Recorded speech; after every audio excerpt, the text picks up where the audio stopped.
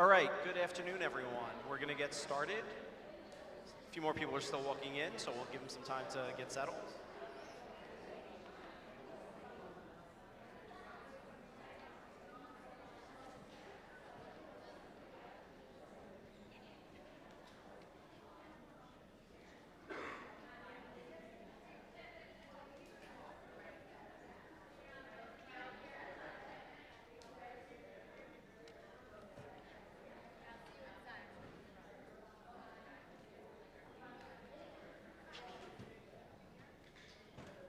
Okay, can everybody hear me? Great. So firstly, welcome to Roslyn High School. My name is Dave Lazarus. I am the principal of Roslyn High School, which I could not be more proud and more happy to announce to you as we lead into the first day of school. I've seen many of you before, both as the assistant principal here and obviously the assistant principal at the middle school. So we're going to go over a lot of information today. The one thing I want you to know is you are not expected to know every single thing that we're going to say today. I'm going to be sharing this presentation. I want you to just get a general overview, have answers to the questions that you need as we go into next week for your students, the first day, and to walk out of here feeling confident that your student is going to walk into a wonderful place on Tuesday. We are here to support them, and more importantly, we're here to support you as well as they transition into the high school. So Roslyn High School is a great place. There's tremendous opportunities for our students here, both academic and outside the classroom, and you're going to hear all about that today. We have a number of people that I'll be introducing in just a few minutes, including our administrative team as well as our department chairs and directors. One of the things that we are going to be working on this year is really creating a sense of belonging for our students. We want them to feel that they are part of Roslyn High School, and Roslyn High School is them as well. So that's one of the messages that they're going to hear repeatedly from us, of how we can make this a place where they feel they are part of the fabric and that they see themselves in our school. So this is just an overview agenda of what we're going to talk about today. And as I said, I will be sharing this presentation either later today or tomorrow. There may be just a couple of changes if anything gets added as we're going through this. And we're going to be providing as much information as we can. It may be overwhelming, but that is absolutely not our goal. There'll be time for questions at the end as well. Also, we will be meeting with all of the ninth graders next week to go over a lot of this information as well. So they will be hearing a lot of the same message when it comes to laying the groundwork for our expectations into the beginning of the new year. And I would like my biggest takeaway for all of you to know that if you ever have a question, just reach out. We are here. We're going to talk about what that communication protocol should look like for the high school, but know that if you ever have a question, we are all here to support you and your child. So in terms of administrative team, like I said, I'm Dave Lazarus. I am the principal of Roslyn High School. Alongside me are Sandy Stuber, who is our assistant principal. She'll be working primarily with the 10th and 12th graders, as well as Miss Jessica Graff, who is new this year. She will be working with the 9th grade families, as well as 11th grade. I'm going to give them a moment just to introduce themselves so you can hear a little bit from them as well, and then I'll come back.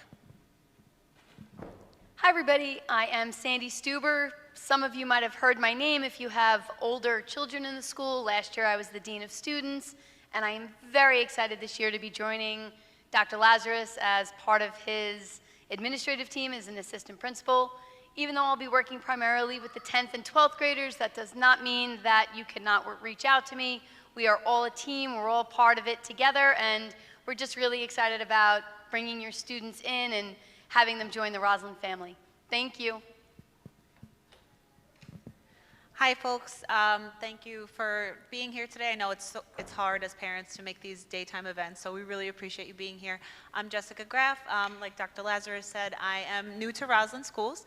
I'm coming to you all from New York City Public Schools. I was an assistant principal at Townsend Harris High School in Flushing, and I'm very, very proud to be joining you.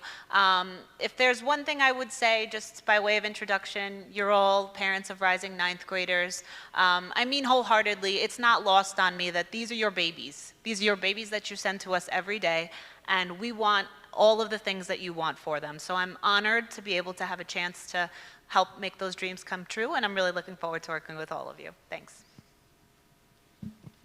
And extending our administrative team, I'd like to introduce Ms. Tanya Baptiste, who many of you also already know. She is our Director of School Counseling and Guidance K-12, and she is also going to be instrumental throughout the 9th grade year as well as beyond. So I'm going to give her an opportunity to introduce herself as well.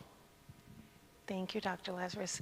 Thank you. Good morning, everyone. It's so glad to see you here. I've met some of you over the years, and I'm looking forward to this transition for you. Again, I'm Tanya Baptiste, and I have a lot more to say as we go through the program, but I just want to echo what Jessica said and even Ms. Stuber, and I'm so glad to have a new innovative team put together to work closely with them, but we are here to support you. We are here to help actualize every goal and every dream that you have for your students. We want that for them, and we will work closely and diligently together to make that happen.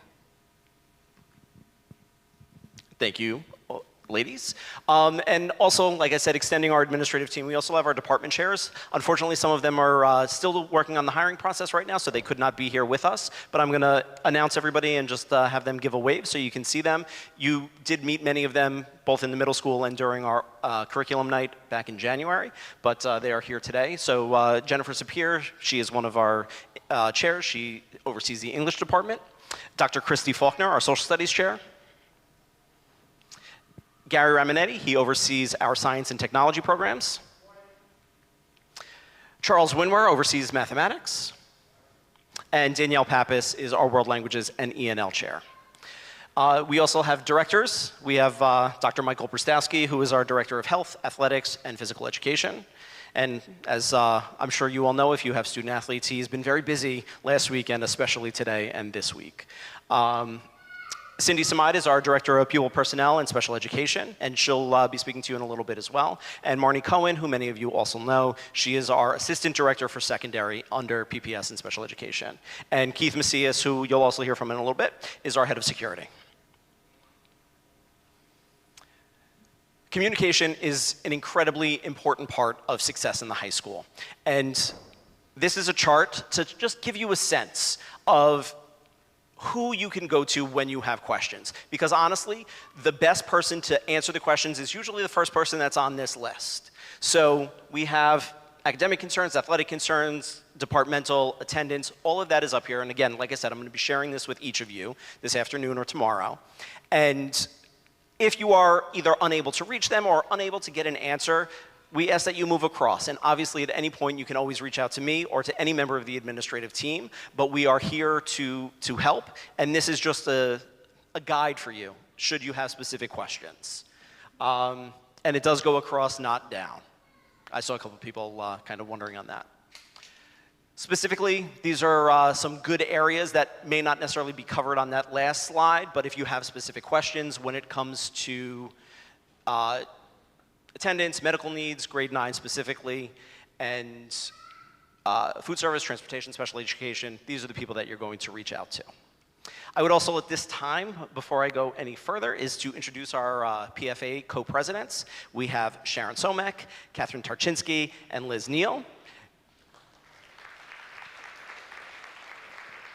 Our PFA is a wonderful support. I'm so excited to work with the three of these ladies this year, and you'll hear a little bit more from them at the end of our session today.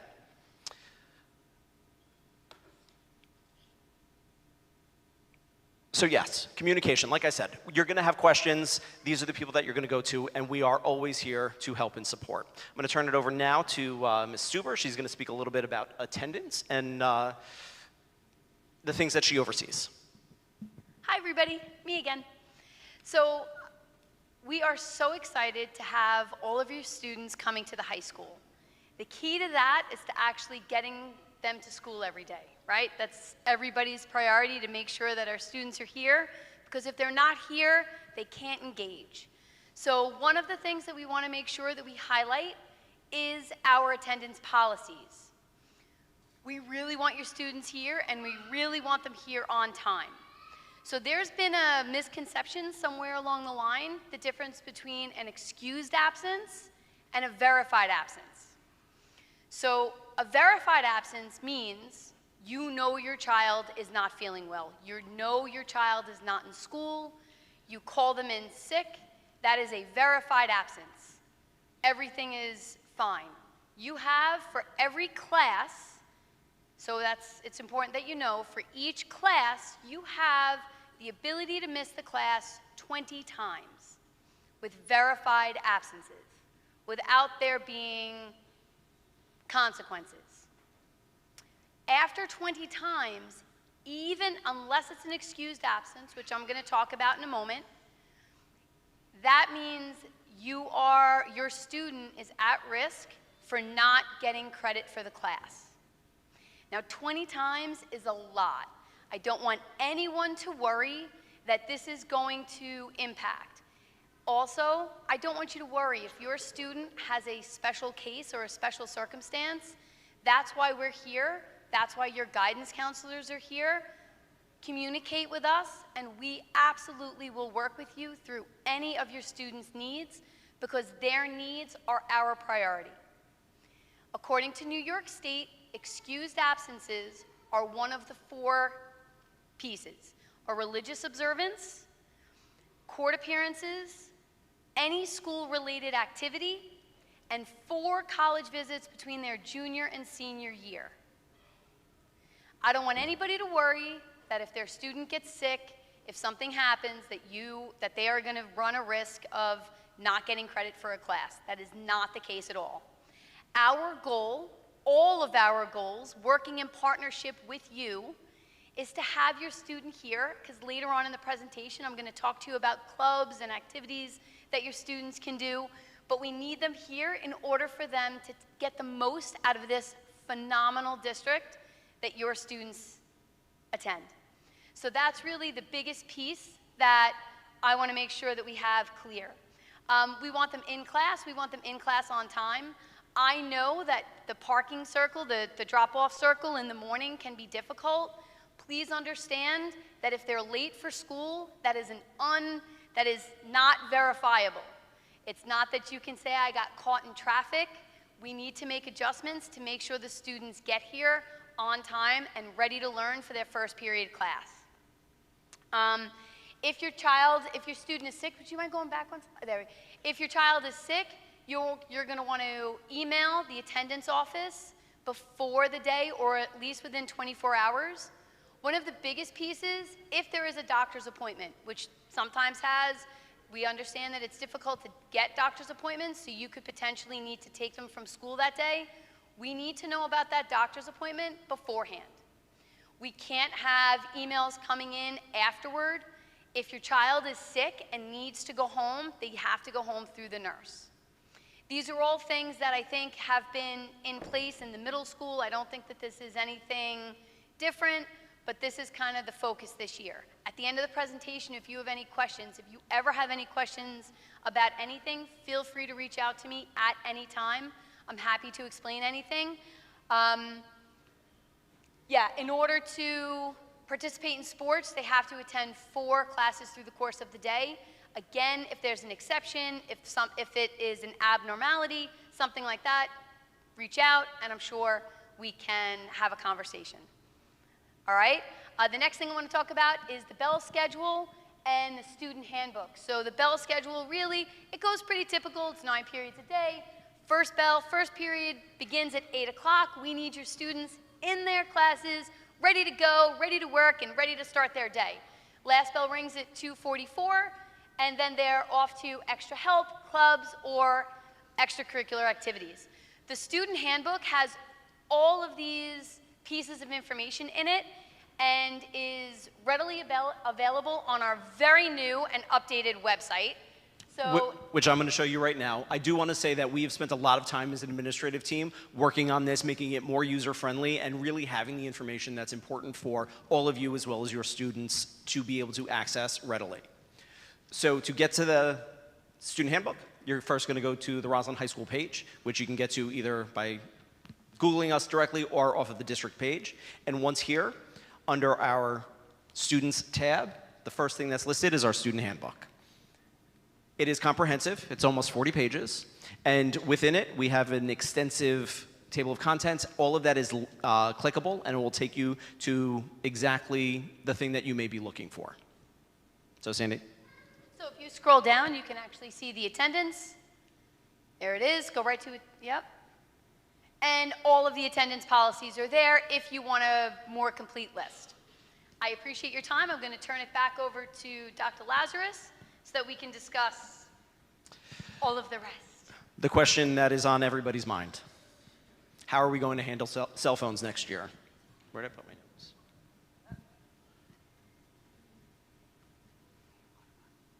Oh, thank you.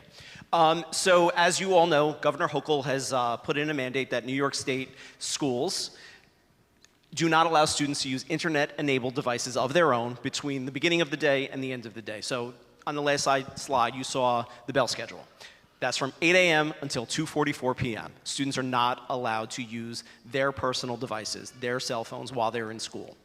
And while this was a mandate from New York State, this is something that we do believe in here, because we believe that this is an opportunity for students while they're in school to connect with one another, not digitally, but in person, face to face. I know Mr. Johansson and the middle school team spent a lot of time working on this last year, creating opportunities for them during the school day, during lunch, in the cafeteria, to play games and to really spend time socializing and not just on their phone or dancing in front of a window or a mirror doing TikToks.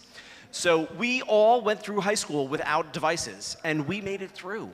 They can too, and we want them to be able to recognize that for themselves. So meaningful connections, that sense of belonging that I was talking about before, that's really what this is going to help us get toward, at least hopefully.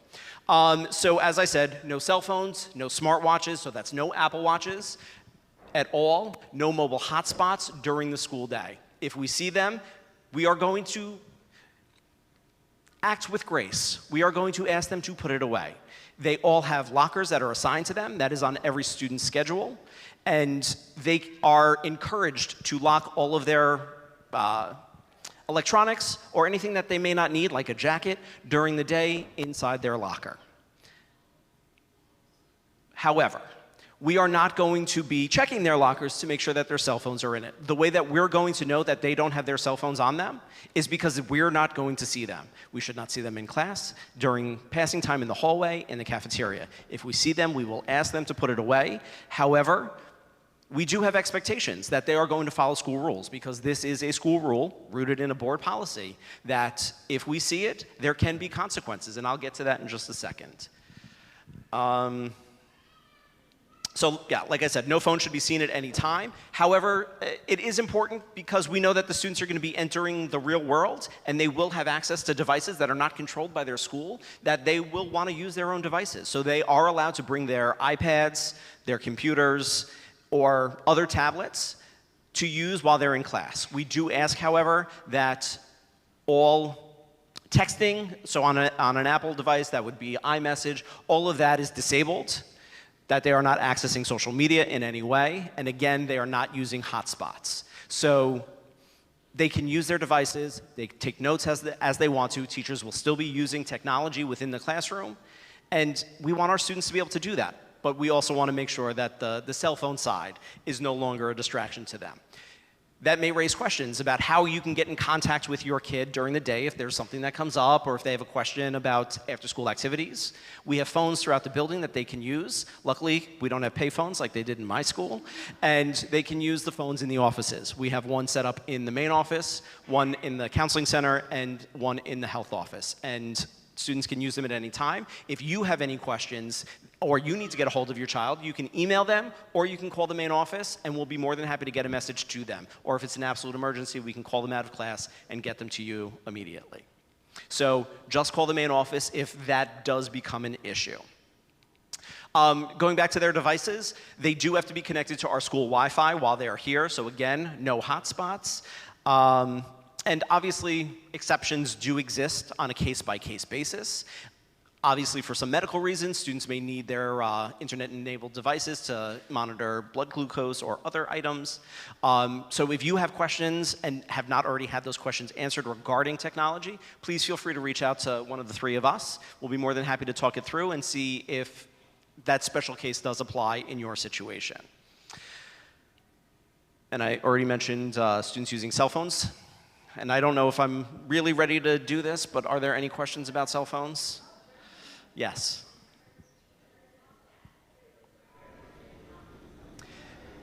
That is a great question. The mandate that comes from New York State does apply only to students. We are going to discourage our teachers from doing that in front of students just because they should be dividing their attention to their students as well. But like I said, the mandate does only specify for students. Say that again? Sometimes they use it to take attendance, especially in like our PE class. They would do that on their phones as they're walking around or on their tablets. But no, they're not sitting there texting during class. They're not on social media during class. Did you have another question?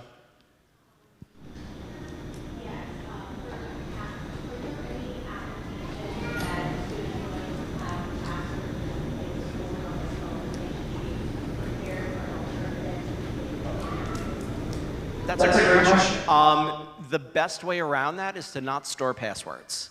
Or maybe have something in their Google Drive so they can still access it from school, like that lists all their passwords, and they do have like password managers that students should be able to access on their devices. I know I use one.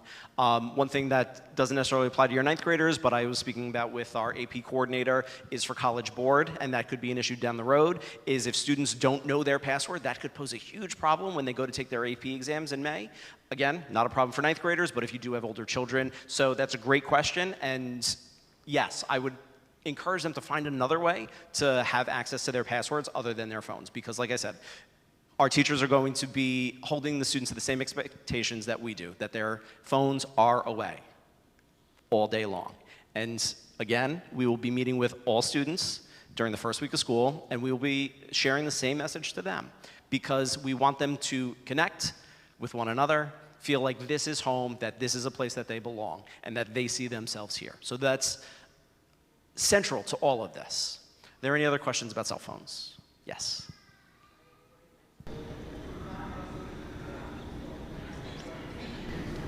I did not mention that. That's a great question. The mandate is bell to bell, so that means from 8 o'clock till 2:44. So for students who are athletes or participating in extra help or extracurricular activities, they are able to use their phones outside of the school day. Okay. Any other questions? Yes. Of course, and that's actually a really good point. It may be worthwhile just to pop into Power School and check to make sure that your most recent contact information is updated as well. We have always been collecting student cell phone information as well, and we will continue to do that. Again, not that we'll be contacting them during the school day, but just so we have record of that information too. And should we need to be able to contact them if they're on a field trip or at a sporting event, that we'll be able to as well. So that information will be coming out in the not too distant future as well from our technology department.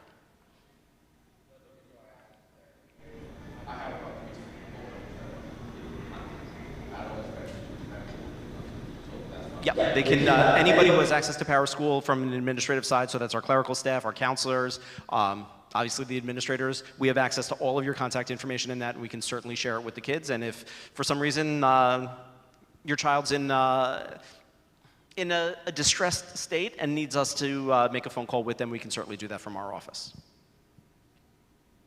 Okay, that wasn't as bad as I thought it could be. Up next is going to be Mr. Macias. He's going to speak about security.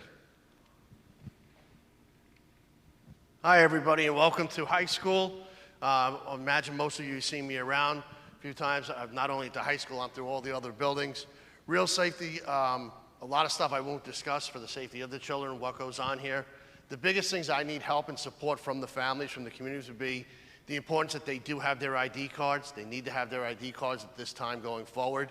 We know who's in the building, we know who belongs in the building, and there's restricted doors of places to get into and get out of based on having their ID cards going on back and forth. Just so you know, the security booth, because that's new to you folks moving up here, the security booth becomes live about 8:10, 8:15 in the morning. The only way to come in is through that security booth. It's manned by a security guard. They're gonna ask what your purpose here is for. Oh, I'm here to drop off lunch. I'm here to see a guidance counselor. I have an appointment with the nurse. And you'll come in, you'll be directed to parking, visitors parking. People can't come in through the circle, and students can't come in through the student lot. That way we actually know who is coming in and coming onto our grounds. Very, very important, big safety step, really helps out. The other thing, 9th, 10th graders, you guys are, they can't leave campus. They don't have the open campus option. What we do ask is, encourage it. There is no delivery services to the school. Children can't order Uber Eats, can't order Chick-fil-A, can't order Starbucks. Does it happen? Yes, occasionally it does happen. It might seem a little draconian, a little silly, but the reason why we request that is we don't know who those guys are, who those ladies are coming onto our campus, coming around our buildings, coming around our doors, trying to check them. So if there's something your children need to eat outside of our cafeteria that you can't bring up to them, again, call the office, they'll work with you, and we'll figure out a way to get them exactly what it is they need. My phone numbers are all up there on the screen. Any questions, any concerns, anything you folks would like to ask me about, I'm always willing to speak to you. And my priority is to make sure your children can learn and have a wonderful environment and that they are as safe as they possibly can be. The district gives huge support to that. It is our priority that they get through and have a wonderful high school experience in the safest means possible. So welcome to high school, and I hope you guys have a great time.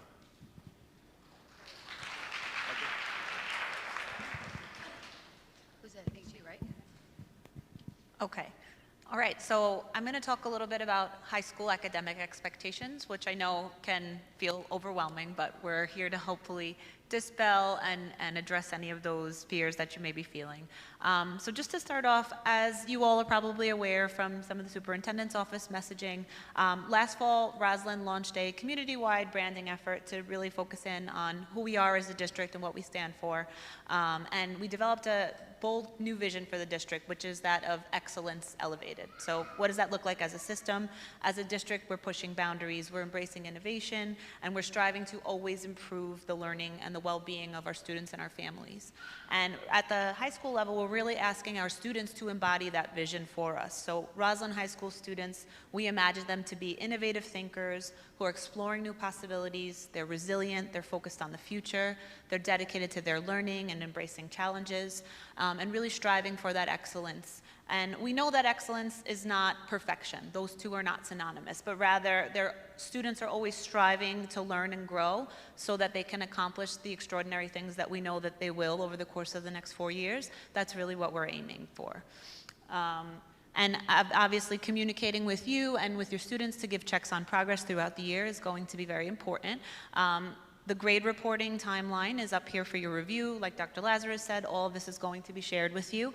The takeaways, I would say, is that the grade reporting is the same as it was in the middle school. You'll get quarterly updates. You're going to get report cards at the timelines outlined here. And there is a grading policy set for each class. Most of them receive numeric grades. Some of them are graded on a pass-fail scale, which obviously, you'll get a better sense of that once classes start. And something important for our 9th grade parents is that we have a freshman forgiveness grading policy. What does that mean? It means that if a student receives a quarter 2 grade that is higher than their quarter 1 grade, that second higher grade will be used in place of the quarter 1 grade when they're calculating the final average.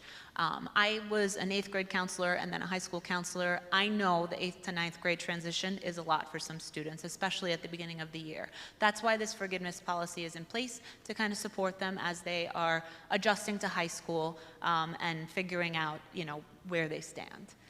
There are additional details linked in the student handbook, which we showed you earlier, so please do review them with your child, and if you have questions about them, please reach out to me. I'm happy to go through it with you.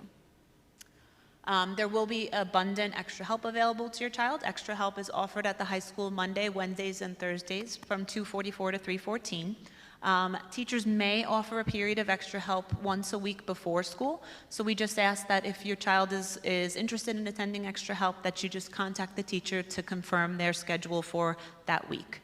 And I would say very, very importantly, I know that, because our students are all such motivated and high-achieving young people, sometimes it can feel a little intimidating or embarrassing to ask for help. That's not at all the culture that we want to have. Asking for help, making mistakes, learning from those mistakes is a critical part of growth, especially in the transition to high school. So please do not hesitate to get in touch with the teacher, with me, and just to communicate with your child, on a daily basis about the importance of taking stock of how they're doing in the class, how their progress is going, and whether they might need a little extra support. I'm going to turn it back to Dr. Lazarus. Oh, great. Thank you so much, Ms. Graff. And Ms. Baptiste is going to come back up. Thank you, everyone. I just wanted to quickly, I think they're still here, introduce you to the counselors. They're going through the orientation process with the kids, but the kids are on tours now with the mentors. So I just want to say hello to Miss Brown, Miss Santos, Mr. Caruso, Miss Totillo, Miss Lazaro, and Miss Messina and Mr. Geller are probably somewhere with kids, or right, they're somewhere. But in any event, you will get another opportunity to meet them when we do open school night. You'll have individual times with your counselors just to get to know them a little bit more. So we look forward to hosting you for that and talking with you. So the Counseling Center services and academic advising. That is, in a sense, what we do with your children for the next 4 years that they're in high school. And I say that because it's a journey that we go on with you, and we hope to go on it individually with each family, because each of your children are unique and different, and they have their own paths, and they have their own opportunities and goals that they should be seeking to attain while they're here, and we are going to support them. So when we talk about academic planning, the counselors meet every year with students to go over what courses that they're going to take for the next year. And I always love to talk about building a transcript, because that's what happens when you come to high school. Many of you may already come over with at least 1 or 2, sometimes 3 high school credits. And I never want to say that middle school doesn't count, because everything counts. But in high school, it counts that much more, because you're building a profile that's going to help to tell a story about who you've been for the last 4 years and what your goals are, and whatever that is for post-secondary planning. That transcript is going to help with that transitional process. So counselors meet with students, they talk about what classes they should take, what classes that they're interested in. We like students to challenge themselves, which means, you know, stretch with taking an honors class or 2. But I will say this, and I will say this over and over and over again: don't overextend yourselves. You don't have to take every honors class. You don't have to take every AP, but you need to take things that will allow, students need to take classes that will allow them to excel academically, while at the same time doing all the other things that come with high school. And Ms. Stuber will talk about clubs and activities later, but it's more than just the courses and the grades. It's building this profile which reflects academic interests, which reflects talents, special hobbies, all of those things, because this school has so many things that students can do. So we want to help them balance that, and we want to help them to build a profile. So the counselors help with that aspect of everything. Community service is also a part of what we want our kids to engage with. So being engaged in the classroom, being engaged in activities, and we want them to be civically minded, right? Giving back to their community. We have a 40-hour community service requirement, but I will tell you that the majority of our students typically graduate with anywhere from 150 to 100 hours, which exceeds the 40-hour requirement. Your students will be using a platform called Access VR. I'm sorry, Volunteer Access. Yes, Different. and all the Right. students received an email from me with their login information at the end of last week. I also sent an email to you. If they run into any problems, I would encourage them to log in using their Roslyn Google account. That will get them in as well, and they don't ever have to remember that password, because they'll just know their Google. And today, most students, hopefully everyone brought their Chromebook as instructed, but the counselors work with them for a few minutes to get them to sign on to Volunteer Access. Anything that they do outside of a for-profit organization, so nonprofit in terms of volunteering their time, they can accumulate hours from. Counselors will also help them talk about different opportunities that we have and find out what things that they're interested in and get them involved civically. Communication.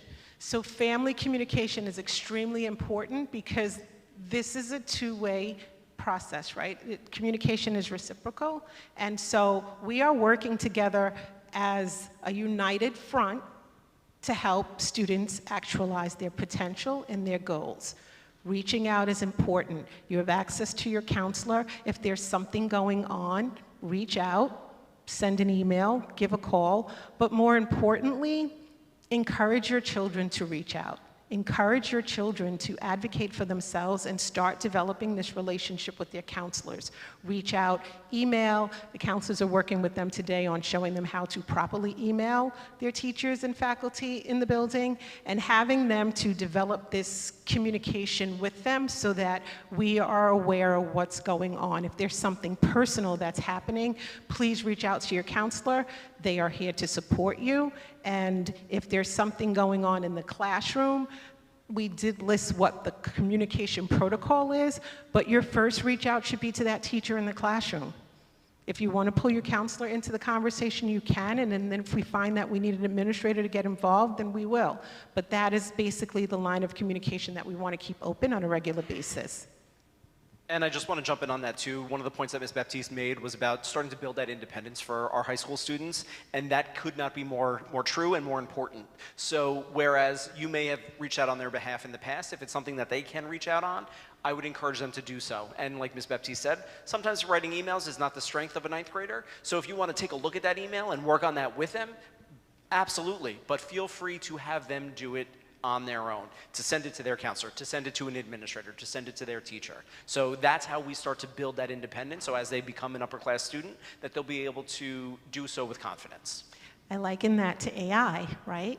We don't use AI to think for us, right? We prompt it, right? So you're not going to do everything for your child. You're going to let them do things for themselves, and you're going to oversee. Not hover over like a helicopter parent, right? But you're going to kind of allow them to do things, and that's how they're going to grow and build resiliency, and they're going to learn. So wellness and support staff, again, keeping open communication with your family and with us allows us to understand anything that your child may be going through. Keeping that line of communication open allows us to, jump in and catch something very early and quickly if we need to. And I think it's important for you as parents as well to keep abreast of your child's mental health. Right? Mental health and wellness, not mental illness, but mental health.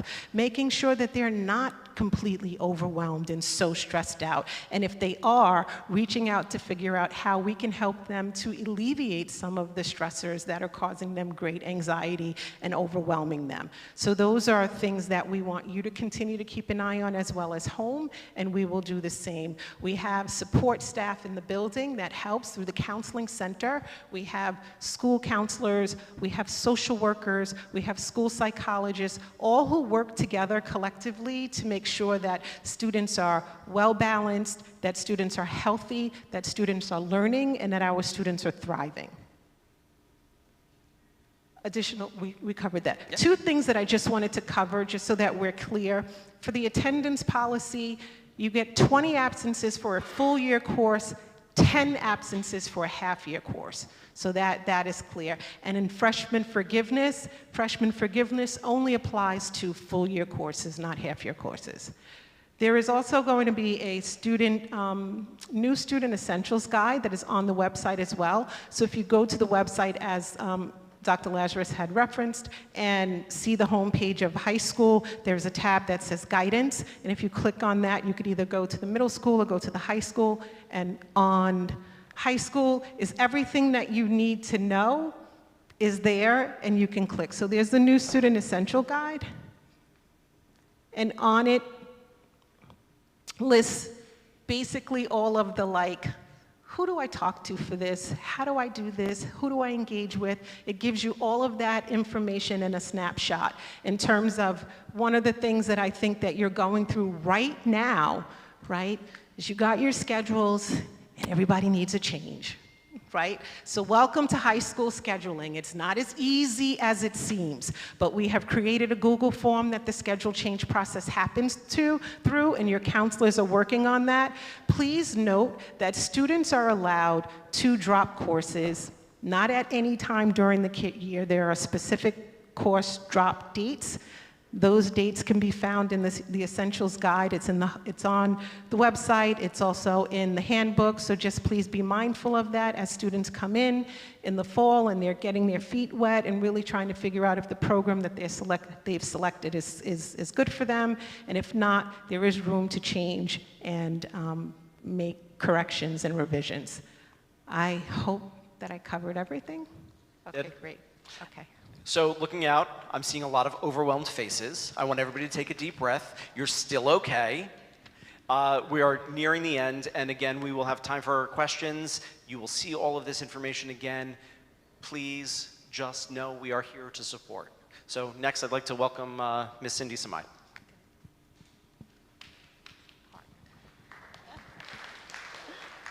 Thank you.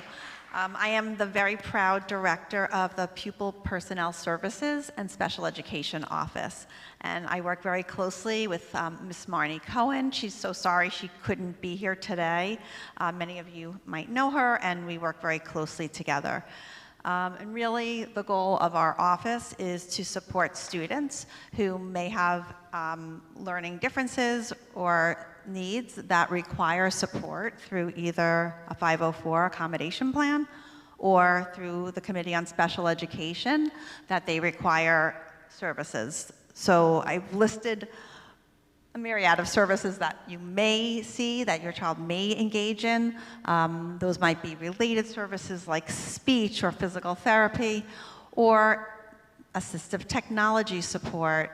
There may be a special class program your student needs. Whatever those needs are, we are here to work with you hands in hand to make sure that your student has equal access and level the playing field due to an area of disability. And really our goal is to partner. We partner with families and students, and we also partner with buildings, with teachers, chair people, administrators to support each student. So it's really our goal.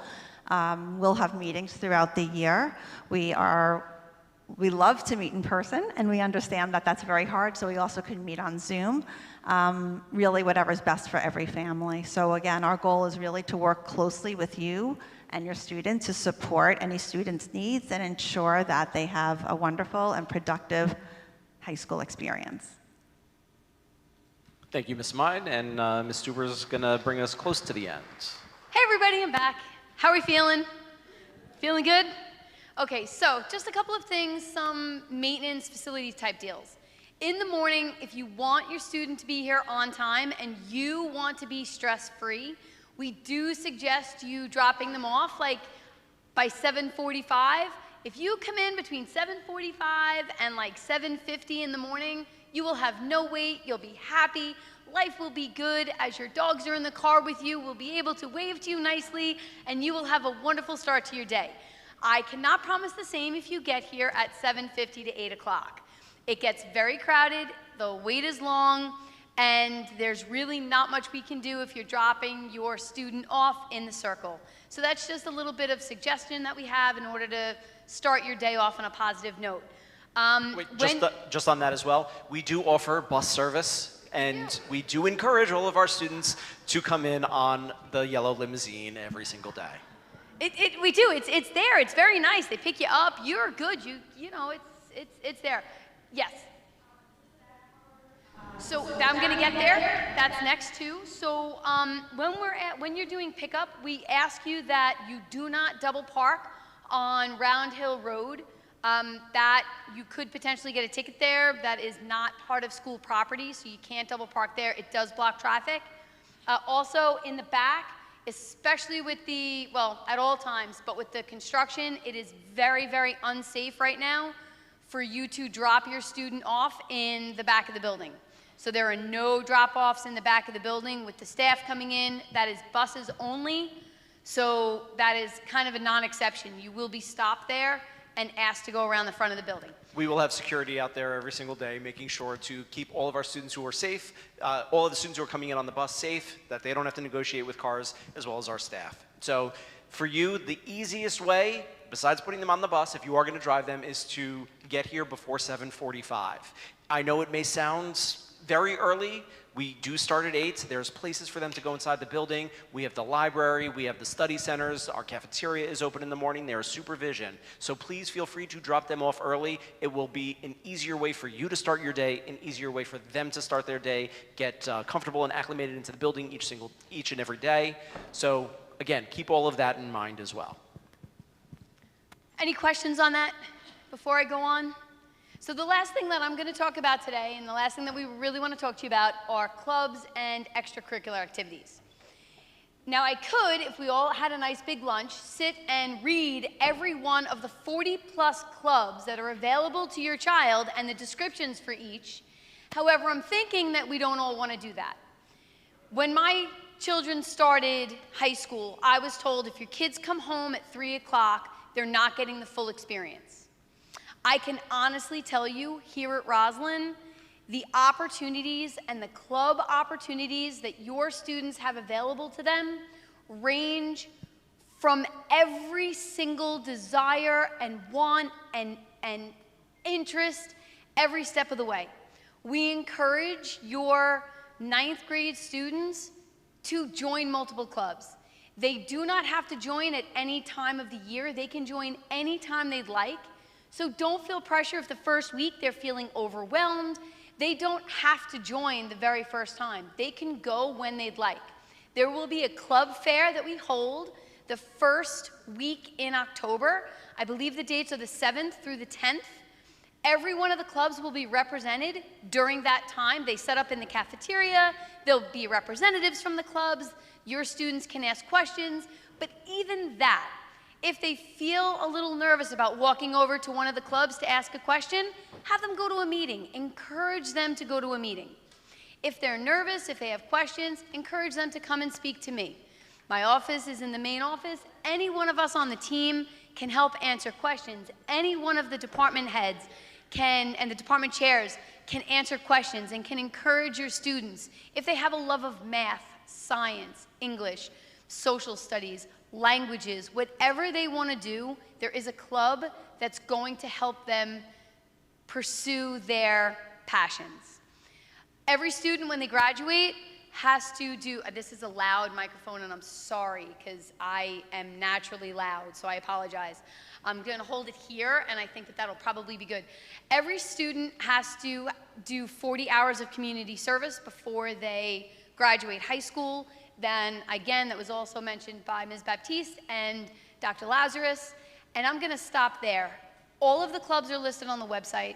If you have any questions, please, please, please feel free to reach out to me. The clubs really start in earnest for the 9th graders that first or second week in October. Okay? Yes?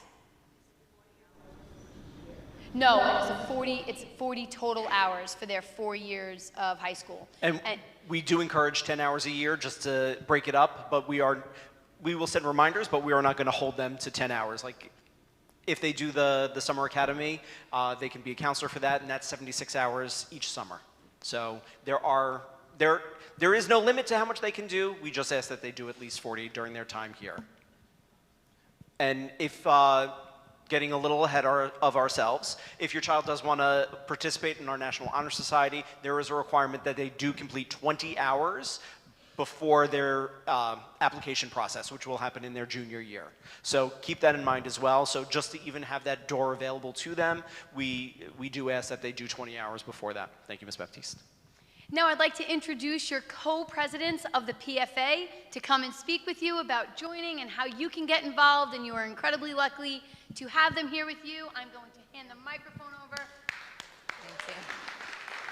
Thank you. Good afternoon, everyone. I'm Sharon Somek.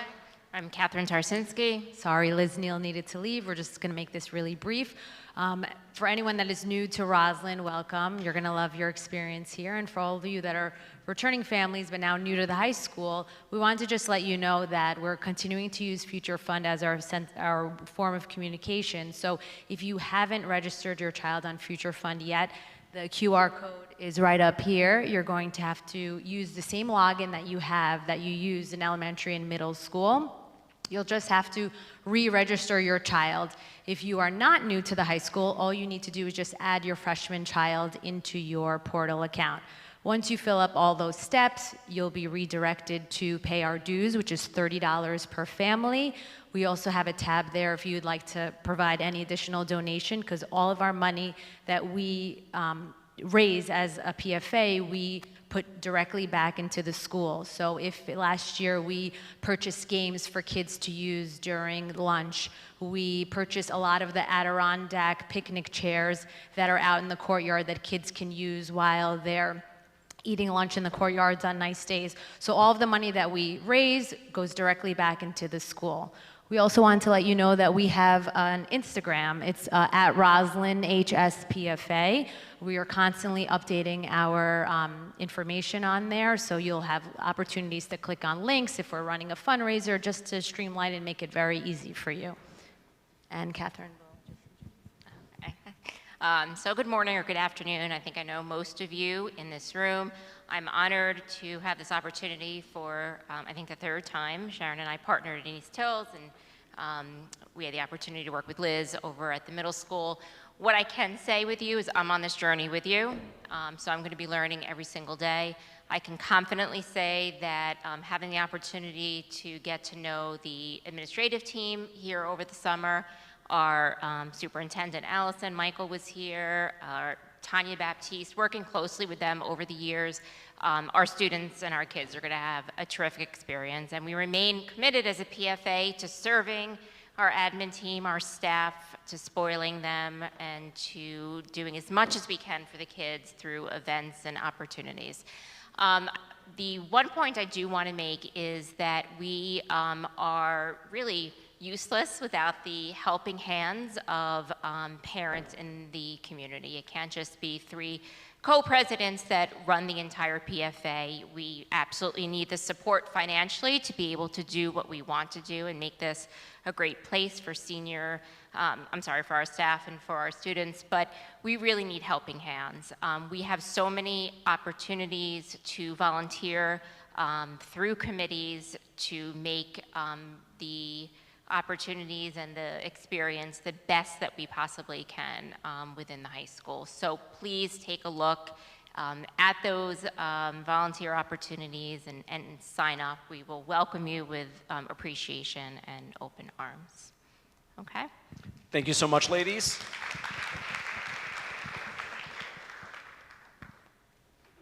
I, too, very much so looking forward to partnering with you over this next year. It's a really exciting time as we are rebuilding our leadership team together.